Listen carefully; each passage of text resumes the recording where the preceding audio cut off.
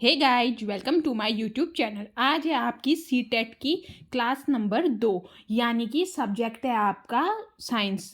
तो आज class number 2 है आपकी। तो आप लोग देखिए आज के क्वेश्चन कैसे आएंगे, सी टेट ने कैसे क्वेश्चन पूछ रखे हैं पहले भी और किस टाइप के आ सकते हैं। ये पूरे एनसीईआरटी बेस्ड क्वेश्चन है, आप लोग देख लेना। और ये प्रीवियस ईयर क्वेश्चन भी इसमें डाले गए हैं।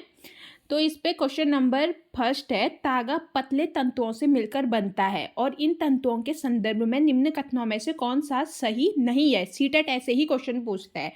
तो इसमें ऑप्शन है, रुई और जूट जैसे तंतु पादपों से प्राप्त किए जाते हैं। ऑप्शन बी, जूट नारियल का बाहरी आवरण होता है। ऑप्शन सी, रेशम तंतु रेशम कीट के कोकून से खींचा जाता है और ऊन तथा रेशम जंतुओं से प्राप्त होते हैं। तो इसका आंसर है ऑप्शन नंबर बी, जूट नारियल का बाहरी आवरण होता है। तो अब इसका एक्सप्लेनेशन देख लेना। तागा अनेक तंतुओं की पतली लड़ियों से मिलकर बनता है। रुई और जूट जैसे तंतु पादपों से प्राप्त किए जाते हैं। जूट पटसन के रेशे हैं। पटसन एक द्विबीजपत्रीय रेशेदार पौधा है। इसे पाट या पटुआ भी कहते हैं। रेशम और ऊन दोनों जंतुओं से प्राप्त होते हैं। इनमें रेशम तंतु रेशम कीट के कोकून से खींचा जाता है तथा उन भेड़ बकरी खरगोश ऊंट तथा याक के बालों से प्राप्त की जाती है। अब देखो आपके इसमें कितने सारे फैक्ट क्या हो गए, क्लियर हो गए और इनसे भी क्वेश्चन बनते हैं। पूरे एनसीईआरटी बेस्ड है। ठीक है, अब चलते हैं हम नेक्स्ट क्वेश्चन में। नेक्स्ट क्वेश्चन में पूछा है कि निम्नलिखित पर विचार कीजिए। आपको 1 से लेके 5 तक का दे दिया है। फ्लेक्स, पॉलिएस्टर, नायलॉन, एक्रिलिक और रेशम दे दिया। अब देखो सीटेट आपको कैसे ऑप्शन देता है। अब इसमें पूछा है कि उपयुक्त तंतु में से कौन से संश्लिष्ट तंतु का उदाहरण है, पूछ रखा है।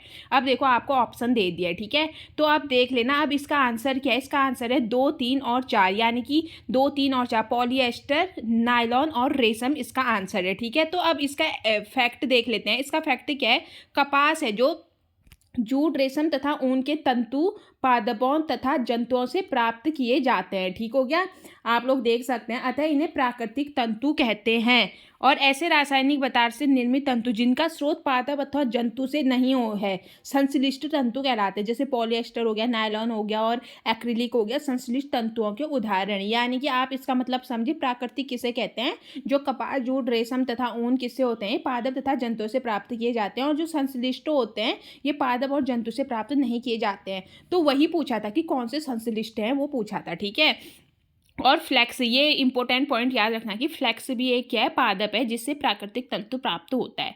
नेक्स्ट क्वेश्चन है, निम्नलिखित पर विचार कीजिए। देखो आपको 1 से लेकर 4 तक का दिया है। ऑक्सीजन, सिरका, मिट्टी का तेल और नींबू का रस। अब इसमें पूछा है कि इनमें से बताओ कि जो जल में विलेय है। ठीक है, तो इसका आंसर क्या है। अब देखो इसका ऑप्शन ऐसे दिया है, केवल 1, 1, 2 एंड 3 ऐसे ऑप्शन दिया है। तो इसका आंसर है 1, 2 और 4 दे रखा है। यानी कि ऑक्सीजन, सिरका और नींबू का रस, ये क्या है, ये जल में विलेय है। ठीक है, तो इसका फैक्ट देख लेते हैं। इसका फैक्ट क्या लिख रखा है, कुछ पदार्थ गैस जल में पूर्णतः घुल जाते हैं।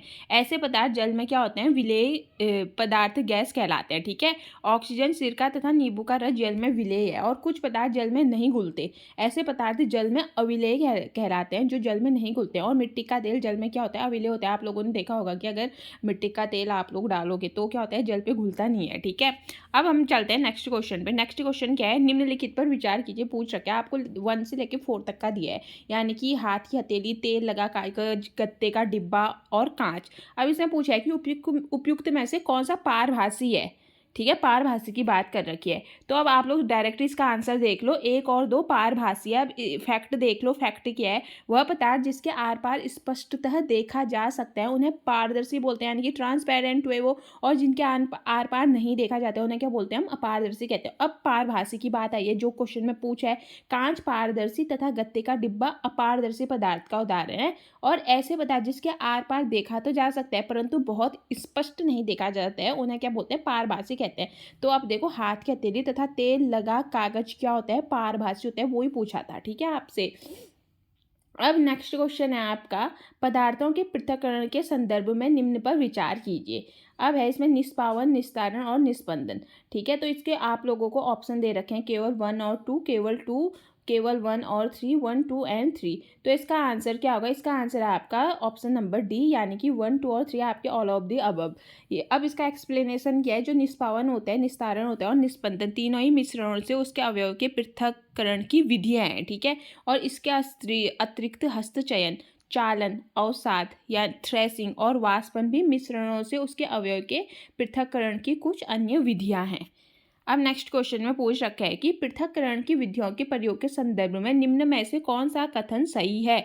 तो ऑप्शन नंबर ए देखना, किसी मिश्रण के कण के आमाप में अंतर का उपयोग चालन तथा निस्पंदन प्रक्रिया द्वारा पृथक्करण में किया जाता है। ऑप्शन बी में पूछा है रेत और जल के मिश्रण में रेत के भारी कण तली में बैठ जाते हैं और अवसाद की विधि द्वारा जल को उड़ेलकर पृथक किया जाता है। ऑप्शन सी में पूछा है द्रव तथा उसमें विलेय पदार्थ के अवयव को निस्पंदन की विधि द्वारा पृथक किया जा सकता है। और ऑप्शन डी है वाष्पन की विधि का प्रयोग द्रव में घुले ठोस को पृथक करने में किया जा सकता है। तो इसमें आंसर क्या है, ऑप्शन बी, यानी कि रेत और जल के मिश्रण में रेत के भारी कण तली में क्या हो जाते हैं, बैठ जाते हैं और अवसाद की विधि द्वारा जल को उड़ेलकर पृथक किया जाता है। ठीक है, अब तो देखो इसका एक्सप्लेनेशन देखो, चालन प्रक्रिया में चलनी यानी कि छन्नी का प्रयोग किया जाता है और इसमें विस्तृत अवयवों के बड़े कणों को चालक अलग कर लिया जाता है। ठीक है, चाल कर और अधिक महीन अशुद्धियों को छानने के लिए कपड़े और फिल्टर पत्र का उपयोग करते हैं। इस प्रक्रिया को हम क्या बोलते हैं, निस्पंदन कहते हैं। और दोनों प्रक्रियाओं में मिश्रण के कणों के आमाप में अंतर का उपयोग किया जाता है। फिर है मिश्रण में जल मिलाने पर भारी अवयव के तली में बैठ जाने के प्रक्रम को अवसाद कहते हैं। ठीक है, अवसादी मिश्रण को बिना हिलाए जल की मिट्टी सहित उड़ेलने की क्रिया को क्या कहते हैं, निस्तारण कहते हैं। तो इसमें अतः कौन सा गलत है, ऑप्शन नंबर बी आपसे गलत पूछा था। द्रव में घुले ठोस को अलग करने के लिए वाष्पन विधि का प्रयोग करते हैं और किसी द्रव को वाष्पन में परिवर्तन करने की प्रक्रिया को क्या कहते हैं, हम वाष्पन कहते हैं। आप लोग देखना, साथ में नोट्स भी बनाते हुए चलना। नेक्स्ट क्वेश्चन है, जिस विलयन में कोई पदार्थ एक सीमा के बाद और अधिक न घोला जा सके, ऐसा विलयन निम्न में से क्या कहलाता है। तो बताओ, संतृप्त, असंतृप्त, कोलाइडी या जेल। तो इसका आंसर है संतृप्त विलयन। अब इसका फैक्ट क्या है, इसकी डेफिनेशन लिखिए कि जिस विलयन में किसी पदार्थ की मात्रा एक सीमा से अधिक नहीं घोली जा सकती है, उस पदार्थ को हम क्या बोलते हैं, संतृप्त विलयन बोलते हैं। नेक्स्ट क्वेश्चन है, किसी पदार्थ के विलयन को गर्म करने से उसकी विलेयता पर निम्नलिखित में से क्या प्रभाव बढ़ता है। बताओ, बढ़ती है, घटती है, स्थिर रहती है, इनमें से कोई नहीं। तो इसका आंसर है बढ़ती है। तो इसका एक्सप्लेनेशन भी कुछ नहीं है, विलयन का तापमान बढ़ने पर हमेशा क्या होती है, विलेयता क्या होती है, बढ़ती है जितना तापमान बढ़ाओगे। नेक्स्ट क्वेश्चन है, औजार में लोहे के फलक में बने वलय में लकड़ी का हत्था लगाने के लिए फलक के वलय वाले हिस्से को गर्म किया जाता है। गर्म करने से वलय में निम्नलिखित में से क्या परिवर्तन होता है। अब देखो, ऑप्शन ए उसका आकार छोटा होता है, आकार बड़ा, ऑप्शन बी आकार बड़ा होता है, ऑप्शन सी कोई परिवर्तन नहीं, या ऑप्शन डी इनमें से कोई नहीं। तो क्या होता है, उसका आकार क्या होता है, बड़ा हो जाता है। तो अब इसकी एक्सप्लेनेशन देख लेना। औजारों में लोहे के फलक में एक वलय होता है जिसमें लकड़ी के हत्थे को फंसा दिया जाता है। साधारणतः इस वलय का आमाप लकड़ी के हत्थे के घेरे से थोड़ा छोटा होता है। हत्थे को वलय में फंसाने के लिए वलय को गर्म करते हैं जिससे उसका आकार बढ़ जाता है या फैल जाता है। ठीक है, अब हत्था आसानी से इसमें जड़ दिया जाता है। जब वलय ठंडा होता है तो सिकुड़ जाता है जिससे ये हत्थे पर कस जाता है। इसी प्रकार के परिवर्तन का उपयोग बैलगाड़ी के लकड़ी के पहिए पर लोहे के रिम को कसने के लिए भी किया जाता है।